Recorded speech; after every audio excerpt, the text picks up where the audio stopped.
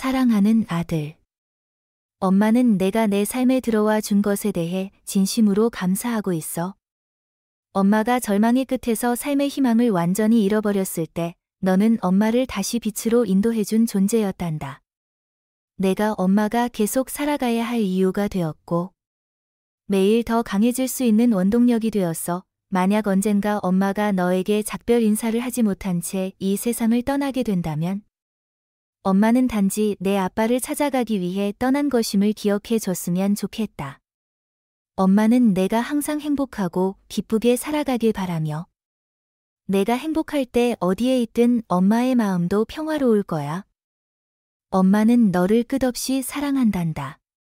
여러분, 안녕하세요. 오늘은 가슴 뭉클한 이야기를 여러분과 나누고 싶습니다. 이 이야기는 서울 화곡동에 사는 73세의 장복순 할머니가 아들에게 보내는 마지막 편지에서 비롯된 것입니다.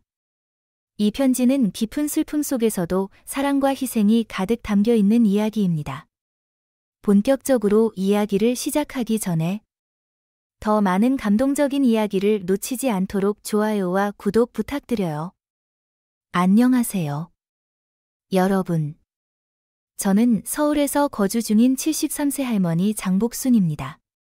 이 글을 쓰며 제 마음은 무겁기도 하고 한편으로는 한결 가벼워지기도 합니다. 제 인생은 결코 순탄치 않았지만 그 중심에는 늘 제 아들과의 관계가 있었습니다.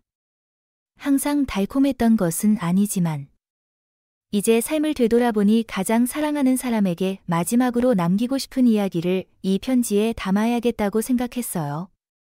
저는 서울에서 태어나고 자랐으며 평생 이곳에서 살았습니다. 제 삶은 결코 쉬운 길이 아니었어요. 결혼 후 몇 년 동안 아이를 가질 수 없었고 31살이 되어서야 제 아들 진해를 낳게 되었어요. 그는 제 삶의 유일한 기쁨이었습니다. 그 시절에는 늦은 나이에 아이를 낳는 것이 흔하지 않았고 저는 시어머니로부터 자주 꾸중과 책망을 들었어요. 때로는 어떻게 그런 힘든 말을 견뎌낼 수 있었는지 스스로도 궁금했답니다. 하지만 아들이 태어난 순간 모든 어려움이 사라진 것처럼 느껴졌고 저는 조금 더 편안한 삶을 살 수 있었어요. 그 당시 삶은 정말 힘들고 모든 것이 부족했습니다. 하지만 저와 남편은 항상 최선을 다해 열심히 일하며 아들을 키웠습니다. 우리는 단순하지만 매우 행복한 삶을 살았어요. 만약 삶이 그저 평탄하게 이어졌다면 저는 이 이야기를 들려드릴 필요가 없었겠지요. 하지만 인생은 절대 단순한 직선이 아니랍니다. 아들이 초등학교에 입학했을 무렵 뜻밖의 비극이 찾아왔습니다. 성실하고 헌신적인 남편이 교통사고로 세상을 떠난 것입니다.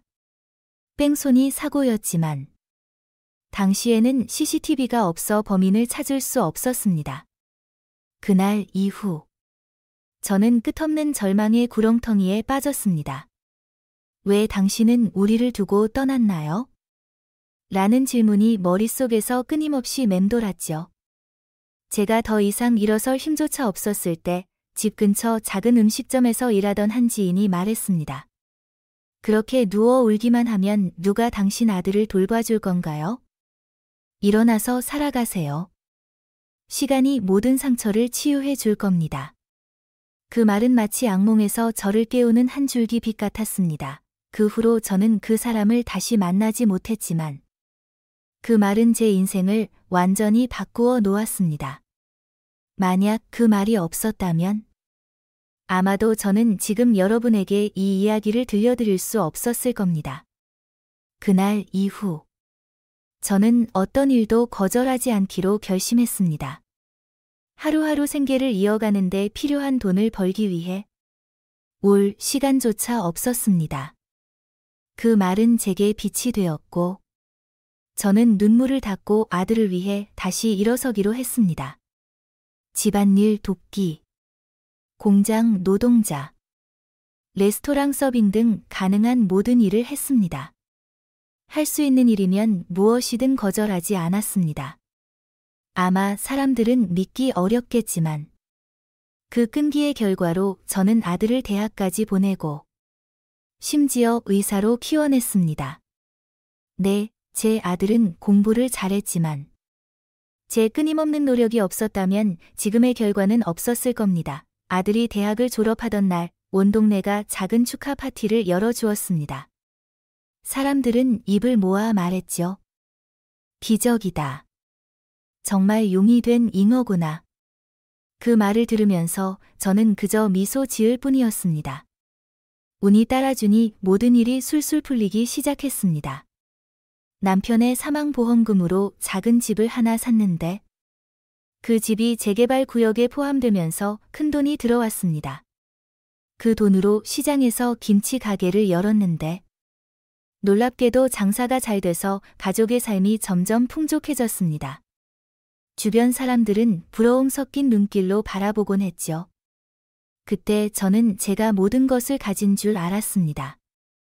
사업은 순조롭고 아들은 의사가 되었으며 가정은 완벽했습니다. 더 이상 걱정할 것이 없다고 생각했죠. 아들은 아름다운 여성과 결혼했고 얼마 지나지 않아 사랑스러운 손주도 생겼습니다. 그러던 어느 날 아들이 뜻밖의 부탁을 했습니다. 엄마, 우리 좀 도와줄 수 있어요? 엄마가 혼자 아이를 돌보기가 벅차요. 엄마가 시장 일 끝나고 우리 집에 와줄 수 있을까요? 그 한마디가 저를 모든 피로에서 잊게 했습니다. 매일 저녁 일을 마치고 저는 서둘러 아들 집으로 향했습니다. 며느리가 사랑스럽고 아들이 소중하며 손주가 귀여워서 저는 전혀 불편하지 않았습니다. 하지만 나이는 어쩔 수 없어서 자주 오가는 것이 점점 힘들어졌습니다. 제가 힘들어 보이자 아들이 다시 말했습니다. 엄마, 이제 그러지 마세요. 그냥 우리 집으로 오세요. 그 제안에 저는 망설였습니다. 지금처럼 지내는 게 나을지도 몰라. 같이 살면 불편할 수도 있잖니. 제가 말하자 아들은 고집스럽게 대답했습니다. 엄마 혼자 두는 건 마음이 놓이지 않아요. 우리도 엄마랑 같이 살 준비가 되어 있으니 그냥 오세요. 저는 며느리가 걱정되었습니다. 시어머니와 함께 산다는 것이 어느 며느리에게나 큰 부담이 될 수 있다는 것을 잘 알고 있었습니다. 그래서 솔직하게 말했죠. 며느리가 불편하지 않을까? 이 나이 든 시어머니랑 같이 사는 게 쉬운 일은 아닐 거야. 하지만 아들은 저를 안심시켰습니다. 엄마 걱정 마세요. 엄마도 엄마가 아이 봐주시는 걸 정말 고마워해요. 그 말을 듣고 저는 정말 놀랐습니다. 요즘 며느리들은 확실히 다르구나 생각했죠. 하지만 저를 가장 고민하게 만든 건 이어진 아들의 말이었습니다. 엄마, 만약 엄마가 살고 계신 집을 팔면 우리가 병원을 열 수 있을 것 같아요. 그때 아들은 큰 병원에서 일하고 있었지만 개인 병원을 여는 데는 큰 자금이 필요했습니다. 저는 일부 지원을 생각해 본 적은 있었지만 집을 파는 건 제 계획에 없었습니다. 그래서 망설였죠. 대출도 고려해 봤지만 엄마가 우리와 함께 살면 일이 더 쉬워질 거예요. 이제 우리도 한 가족이잖아요. 그렇죠? 아들의 말은 저를 깊은 생각에 빠지게 했습니다. 제가 살고 있던 집의 가치는 많이 올랐고 만약 집을 판다면 큰 돈을 마련할 수 있었습니다. 게다가 이미 매일 손주를 돌보러 다니고 있었으니 함께 사는 게 더 편할 수도 있겠다 싶었습니다. 고민 끝에 저는 아들의 말을 따르기로 결심했습니다. 집을 팔아 아들이 병원을 열도록 도왔고 아들네 집으로 이사했습니다. 새로운 생활은 생각보다 나쁘지 않았습니다. 오히려 아주 행복했습니다. 과거에 가난했던 시절을 떠올리며 지금의 삶이 마치 꿈 같았습니다. 처음에는 모든 것이 순조로웠습니다. 하지만 시간이 지나며 아들의 병원이 점점 어려움을 겪기 시작했습니다. 주변에 새 병원들이 생겨나고 경제 상황도 좋지 않았습니다. 매출은 점점 감소했고 매달 적자를 기록했습니다. 어느 날 아들이 걱정스러운 얼굴로 저를 찾아왔습니다. 엄마, 병원이 심각한 문제를 겪고 있어요. 적자를 메우려면 돈이 필요해요. 엄마가 좀 도와주실 수 있나요? 저는 말을 잃었습니다. 병원은 규모가 컸고 아들이 필요로 하는 돈은 당연히 적지 않을 것이었습니다. 저는 이미 몇 번 아들에게 큰 돈을 지원했지만 이번 상황은 달랐습니다. 아들은 계속 말했습니다. 엄마가 좀 도와줄 수 있어요? 저는 여전히 고민 중이었습니다. 집을 판 뒤에도 사업으로 모은 저축이 조금 남아 있었지만 아들이 필요로 하는 돈은 거의 제가 가진 전부였습니다. 만약 도와주려면 은행에서 대출을 받거나 김치 가게를 팔아야 했습니다. 김치 가게는 제가 가진 유일한 수입원이었죠. 저는 바로 답을 내릴 없었습니다. 엄마가 좀 더 생각해 봐야겠구나. 제 대답에 아들은 화를 냈습니다. 병원이 망하면 저도 끝이에요. 엄마도 영향을 받지 않을 거라고 생각해요? 왜 엄마는 고민할 필요가 있다고 생각하시죠? 아들의 말은 제 가슴을 세게 때리는 충격과도 같았습니다. 저는 아들이 겪고 있는 압박감을 이해했습니다. 그러나 그 돈은 단순히 금액의 문제가 아니었습니다. 그것은 제가 인생의 온갖 고난을 겪고 나서 간신히 붙잡고 있는 마지막 버팀목이었죠. 엄마로서 저는 이미 많은 것을 희생했지만 최악의 상황을 대비해 저 자신을 위해 조금은 남겨둬야 한다는 것도 알고 있었습니다. 겉으로 보기엔 아들이 의사라 돈 걱정이 없을 것 같지만 병원을 열고 실패한다는 것은 단순히 적자를 보는 사업과 다르지 않았습니다. 저는 한쪽은 엄마로서의 책임, 다른 한쪽은 제 자신의 안전 사이에서 진퇴양난에 빠졌습니다. 어떻게 해야 아들을 지키면서도 저 자신을 보호할 수 있을지 몰라 마음이 복잡했습니다. 그러던 중 아들이 이렇게 물었습니다. 엄마는 돈이 아까워서 저를 돕기 싫은 건가요? 그 말은 저를 얼어붙게 만들었습니다. 제가 사랑하는 아들이 이렇게까지 오해할 줄은 몰랐습니다. 그런 게 아니란다. 엄마는 단지 걱정이 돼서 그래. 저는 설명했습니다. 그러나 아들은 멈추지 않았습니다. 걱정되면 더더욱 저를 도와줘야죠. 엄마도 제가 의사가 되기 위해 얼마나 노력했는지 알잖아요. 어떻게 우리 가족이 예전처럼 다시 가난해지는 걸 두고 보실 수 있겠어요? 엄마는 우리 가족이 망하는 걸 보고 싶으신 거예요? 아들의 절박한 호소에 제 마음은 아팠습니다. 엄마로서 저는 자식의 절망 앞에 외면할 수 없었습니다. 결국 저는 인생에서 가장 큰 결정을 내렸습니다. 오랫동안 저와 함께 해온 김치 가게를 팔고 모든 돈을 아들에게 주기로 했습니다. 여기 있다.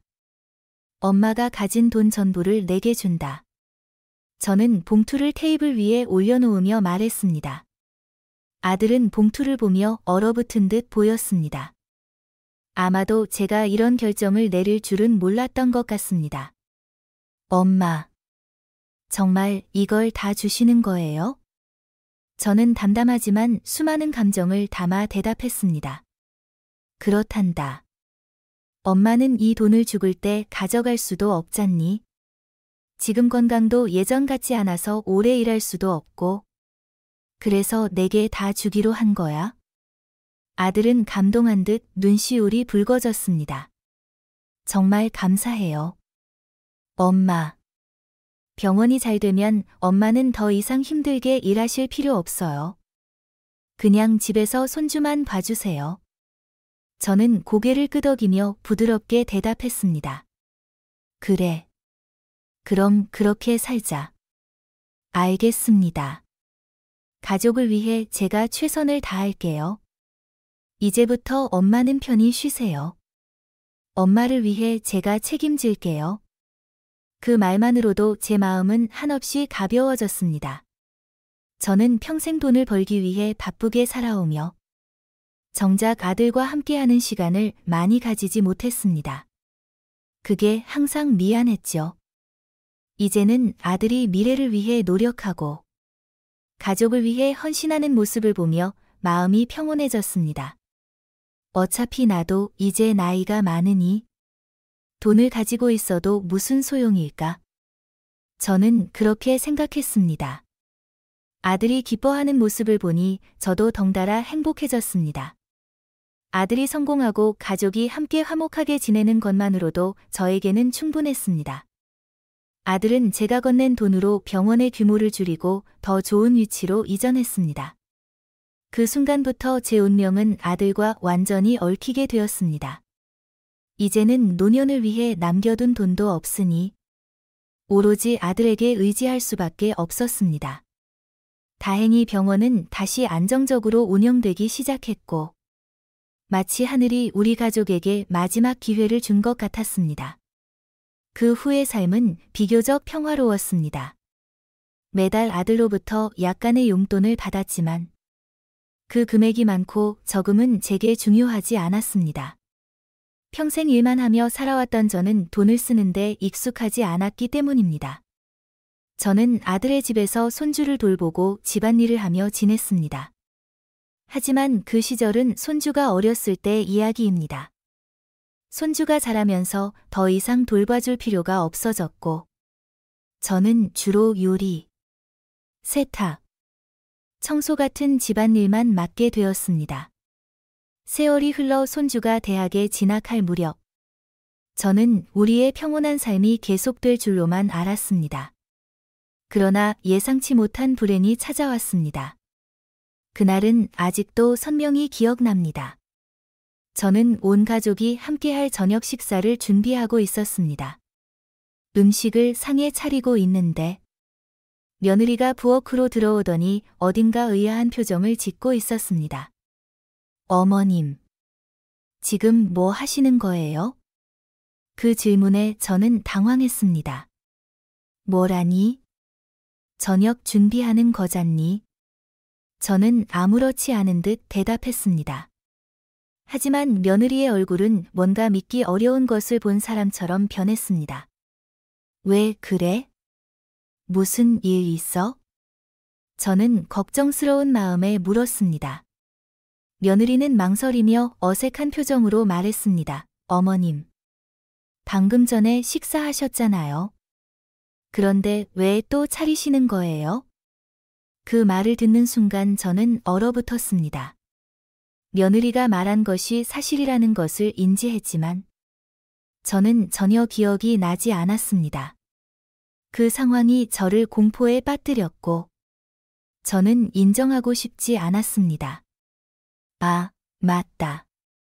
방금 전에 먹었었지. 내가 깜빡했네. 금방 치울게. 저는 마치 기억이 난 것처럼 가장하며 서둘러 식탁을 치웠습니다. 그러나 속으로는 너무나 혼란스러웠습니다. 일을 마친 뒤 방으로 들어가 앉아 마음을 가라앉히려 했지만 왜 방으로 들어왔는지조차 기억나지 않았습니다. 머릿속이 엉망이었고 복잡한 생각들이 갈피를 잡지 못한 채 맴돌았습니다. 그 순간 저는 처음으로 제게 뭔가 이상이 있다는 것을 느꼈습니다. 하지만 그때는 단순히 피곤해서 그런 거라고 스스로를 위로하려 했습니다.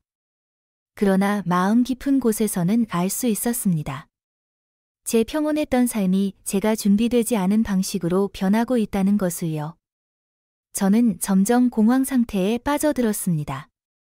이런 상황은 그저 영화나 드라마에서나 볼 수 있는 일이라고만 생각했는데 제가 그 이야기의 주인공이 될 줄은 몰랐습니다. 치매라는 단어가 제 머릿속에서 계속 떠올라 저를 끊임없이 괴롭혔습니다. 저는 멍하니 앉아 이 사실을 받아들일 수 없었습니다. 70년 넘게 살아오며 허리나 무릎이 아픈 적은 있었어도 큰 병에 걸린 적은 없었습니다. 저는 제 자신이 운이 좋다고 생각하며 병과 싸우는 젊은 사람들을 보면서 스스로를 위안했었습니다. 하지만 결국 피하고 싶었던 일이 저에게도 찾아왔습니다. 저는 밥을 먹었는지 기억하려 애썼지만 기억은 마치 가위로 잘린 천 조각처럼 텅 비어 있고 어디로 가야 할지 모를 정도로 혼란스러웠습니다. 저는 생각했습니다. 정말 내가 늙고 기억력이 떨어진 걸까? 그날 이후 아들의 시선이 변하기 시작한 것을 느꼈습니다. 아마도 며느리가 그날의 일을 아들에게 이야기했겠지요. 엄마. 아마 단순히 깜빡하신 걸 거예요. 엄마 나이에선 자연스러운 일이잖아요. 아들은 저를 위로하려 했습니다. 하지만 저는 마음을 진정시킬 수 없었습니다. 이상한 증상이 점점 더 자주 반복되었기 때문입니다. 어느 날 며느리가 저에게 말했습니다. 어머님, 제가 민소를 데리러 갈게요. 저는 멍하니 물었습니다. 민소가 누구니? 며느리의 눈에는 혼란스러움이 비쳤습니다. 어머님. 민소는 어머님의 외손주잖아요. 그 말은 제 가슴을 깊이 찔렀습니다. 저는 얼른 둘러대며 말했습니다. 아, 맞다. 잠깐 깜빡했네. 하지만 저는 알고 있었습니다. 이것이 단순한 잠깐의 실수가 아니라는 것을요. 저는 스스로를 다독이려 했지만 마음속 깊은 곳에서는 이 증상이 치매의 초기 단계라는 것을 느끼고 있었습니다. 그때부터 아들과 며느리 모두 이 문제를 심각하게 받아들이기 시작했고, 저 또한 정신적으로 준비하기 시작했습니다. 시간이 지나면서 저는 이제 제 삶이 이전과는 다른 길로 접어들고 있다는 것을 점점 더 확실히 깨달아갔습니다. 모든 것이 점점 더 나빠졌습니다. 저는 종종 은행 비밀번호를 잊어버리고 지인들의 이름이 떠오르지 않았으며 심지어 하루 동안 몇 번 식사를 했는지도 기억하지 못했습니다. 이런 잦은 실수들 때문에 가족들은 결국 저를 병원에 데려갔습니다. 결과는 예상했던 대로였습니다. 저는 초기 치매 진단을 받았습니다. 그 소식은 온 가족에게 큰 충격이었습니다. 아들과 며느리는 한층 더 민감해졌고, 저는 그들의 반응을 이해했습니다. 아무도 이런 상황을 원하지 않을 테니까요. 특히 제가 아직 그렇게 나이가 많지 않았기 때문에 더더욱 그랬을 겁니다. 하지만 이 갑작스러운 변화는 가족의 분위기를 흔들었습니다. 제가 무언가를 잊어버릴 때마다 이해보다는 비난이 먼저 돌아왔습니다. 어느 날 식사 후에 저는 아들에게 말했습니다. 엄마가 산책 좀 다녀올게. 밥을 많이 먹어서 소화 좀 시켜야겠다. 아들의 반응은 제 마음을 아프게 했습니다. 엄마. 밖에 나가셨다가 무슨 일이라도 생기면 어떡해요? 제발 집에 계세요. 엄마는 더 이상 예전 같지 않아요. 그 말은 마치 소금이 제 상처에 뿌려지는 것 같았습니다. 맞습니다. 저는 더 이상 예전의 제가 아니란 걸 알고 있습니다. 하지만 저는 여전히 사람이고 삶의 작은 의미를 느끼기 위해 사소한 자유라도 필요했습니다. 그러나 그날 이후로 저는 거의 집에 갇힌 상태가 되었습니다. 가까운 동네를 잠깐 산책하는 것조차 허락되지 않았습니다. 저는 점점 자유를 잃는 기분이 들었고, 그것은 저를 더 깊은 우울증으로 몰아넣었습니다. 나쁜 기분은 치매 증상을 더욱 악화시켰습니다. 치료를 받고 있음에도 병세는 나아지지 않았고, 오히려 고립감으로 인해 더 나빠지는 듯 했습니다. 하루하루가 지나면서 저는 점점 사라져가는 것 같았습니다. 기억 속에서뿐만 아니라 이 세상에서조차도요. 그러던 어느 날 저는 우연히 아들과 며느리의 대화를 엿듣게 되었습니다. 거실에서 들려오는 그들의 목소리는 저를 깊은 절망으로 몰아넣었습니다. 이렇게 계속 어머님과 같이 살 수는 없잖아요. 며느리가 지친 목소리로 말했습니다. 너무 잘 알아. 나도 고민하고 있어. 아들이 답했습니다. 그 목소리는 무겁게 들렸습니다. 무슨 고민을 하고 있는데요? 우리 아이가 곧 대학 입시를 앞두고 있잖아. 치매 걸린 어머님과 계속 같이 산다는 게 가능하겠어? 그 말은 제 발밑에 땅이 무너지는 듯한 충격을 안겼습니다. 그러나 며느리의 다음 말은 저를 더욱 깊은 슬픔에 빠뜨렸습니다. 저는 아무 말도 안 했지만 이러면 우리 애 대학 못 가요? 서울대학교 못 가면 다 끝인 거 아시죠? 어머님은 요양원에 가셔야 해요. 그래. 나도 그렇게 생각하고 있어. 하지만 지금은 어머님이 아직 정신이 맑으시니까 한 달만 더 지켜보자. 상황이 나아지지 않으면 내가 알아서 처리할게. 이제 더 말하지 말자. 저는 그 자리에 얼어붙은 채로 서서 그들의 대화를 듣고 있었습니다. 그 순간 제 세상이 무너지는 기분이 들었습니다. 며느리의 말도 이해했습니다. 손주의 미래가 중요하다는 것을 알고 있었으니까요. 아들의 고민도 이해했습니다. 가족을 책임져야 한다는 무게가 얼마나 무거운지 알기 때문입니다. 하지만 이해한다고 해서 제 마음이 덜 아픈 것은 아니었습니다. 저는 아이들에게 평생 함께 살기를 바라지 않았습니다. 제가 짐이 되었다고 생각해 본 적도 없었습니다. 비록 기억력이 예전 같지 않더라도 저는 여전히 제 일을 대부분 스스로 해낼 수 있었습니다. 하지만 아이들이 이미 저를 요양원에 보낼 생각을 하고 있다는 사실이 저를 깊이 상처 입혔습니다. 그때 제 손주는 대학 입시를 준비하고 있었고 가족 모두가 그 어느 때보다 민감한 상태였습니다. 저는 알았습니다. 제가 그들의 삶에 큰 압박이 되고 있다는 것을요. 며칠간 깊이 고민했습니다. 내가 따로 살겠다고 해야 하나?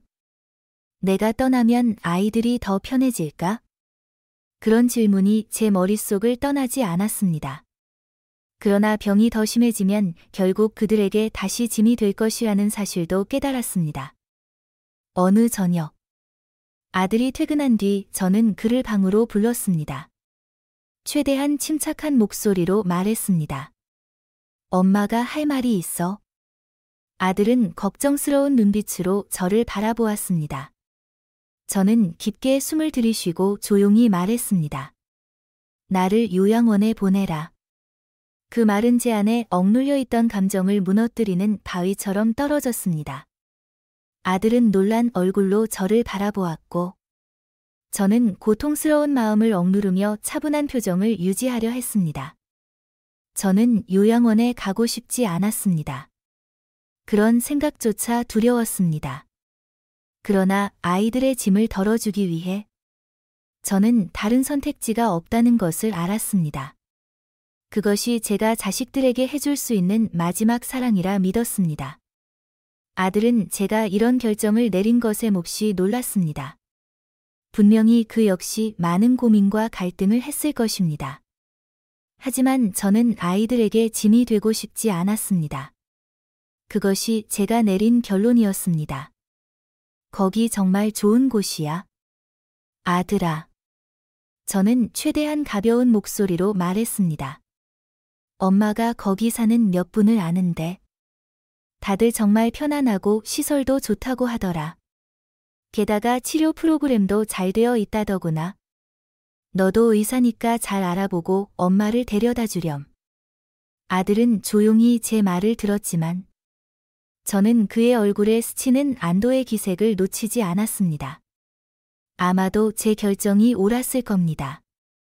저 역시 평생 힘든 삶을 살았지만 제 아들도 성공하기까지 결코 쉬운 길을 걷지 않았습니다. 부유한 출발점 없이 모든 것을 자신의 노력으로 이뤄냈고 지금은 안정된 삶을 살고 있습니다. 그런 아들이 자랑스럽기도 했지만 그렇기 때문에 저는 물러서야 한다고 생각했습니다. 그의 삶에 장애물이 되고 싶지 않았습니다. 하지만 그 말을 하는 순간 저는 한없이 눈물이 흘렀습니다. 이게 아들과 매일 함께 지내는 마지막 날이 될지도 몰라 그런 생각이 머릿속을 스쳤습니다. 눈물을 멈출 수 없었지만 마음 한편으로는 아들이 저를 붙잡고 엄마, 가지 마세요. 그냥 우리와 함께 있어요. 라고 말해주길 바랐습니다. 저 역시 사람인지라 아들에게 서운한 감정을 느끼지 않을 수 없었습니다. 요양원으로 들어가는 길에 저는 눈물을 흘리며 아들이 결정을 바꾸길 은근히 기대했습니다. 하지만 저는 알았습니다. 그는 이미 가정과 책임을 짊어지고 있으며 제가 더 이상 많은 것을 요구할 수 없다는 것을요. 요양원 생활은 생각보다 나쁘지 않았습니다. 제가 두려워하던 끔찍한 이야기들은 대부분 소문에 불과했습니다. 시설도 좋고 사람들도 친절했습니다. 그러나 그럼에도 불구하고 외로움을 피할 수는 없었습니다. 시간이 흐르며 저는 점점 아들에게 서운한 마음을 품게 되었습니다. 아들과 손주는 가끔 저를 방문했습니다. 하지만 그 횟수는 점점 줄어들었고 손주가 대학에 진학하면서는 더더욱 드물어졌습니다. 저는 점점 아들의 기억 속에서 어머니라는 존재가 희미해져 가고 있음을 느꼈습니다. 어느 날 요양원에서 제가 간병인에게 말했습니다. 제 아들은 의사랍니다. 하지만 그들은 그저 미소 지으며 믿지 않는 듯한 표정을 지었습니다. 아마도 제가 치매 증상으로 허언을 한다고 생각했겠지요. 그 이후로 저는 아들에 대해 자랑하는 말을 하지 않게 되었습니다. 아들을 떠올릴 때마다 마음이 더 무거워졌기 때문입니다. 치매 증상이 크게 악화되지는 않았지만 저는 또 다른 진단을 받았습니다. 이번에는 암이었습니다. 마치 하늘이 다시 한번 무너지는 것 같았습니다. 아들에게 이 소식을 전했지만 그는 이미 마음의 준비가 된 듯 보였습니다. 이후로 아들과의 연락은 점점 더 줄어들었습니다. 저는 더 이상 그에게 연락하려 하지 않았습니다. 삶이 쉽지는 않았지만 저는 사랑하는 사람과 결혼했고 무엇보다 소중한 아들을 낳아 키웠으며 손주의 성장까지 지켜볼 수 있었습니다. 그것으로 충분하다고 생각했습니다. 제가 요양원에 들어온 것은 아들의 잘못이 아니었습니다. 제가 계속 그의 곁에 있었다면 결국 부담이 되어 관계를 해칠 수도 있었을 테니까요. 최근 저는 남은 삶을 정리하며 평온함을 느끼기 시작했습니다. 어제 저는 아들에게 마지막 편지를 썼습니다. 제 모든 마음을 담은 편지였습니다. 아마도 이 편지는 제 유언이 될 것입니다. 많은 사람들이 저를 어리석다고 했습니다. 아들에게 모든 것을 주고 자신을 위해 남겨둔 것이 없으니 말입니다. 하지만 다시 선택할 기회가 주어진다면 저는 여전히 그 아이의 어머니가 되는 길을 택하고 같은 결정을 내릴 것입니다. 아들에게 보내는 편지. 사랑하는 아들아, 엄마는 내가 이 세상에 와줘서 정말 고맙다. 내가 엄마의 아들로 태어나줘서 고맙다. 아빠를 잃고 절망에 빠졌던 엄마에게 내 존재는 살아갈 이유가 되어줬어. 언젠가 엄마가 너와 마지막 인사를 나누지 못한 채 이 세상을 떠나게 된다면 엄마를 미소로 배웅해 주렴. 엄마는 아빠를 만나러 떠나는 거니까 너무 슬퍼하지 않아도 된단다. 내가 행복하고 오래오래 건강하게 살아가기를 바란다. 엄마는 너를 정말 사랑한다. 이것이 저의 이야기입니다. 제가 했던 선택들이 옳았는지 그른지는 모르겠습니다. 그럼 여러분은 어떻게 하시겠습니까? 제 입장이라면 어떤 선택을 했을까요? 여러분의 생각이 궁금합니다. 다음 이야기를 기대해 주세요.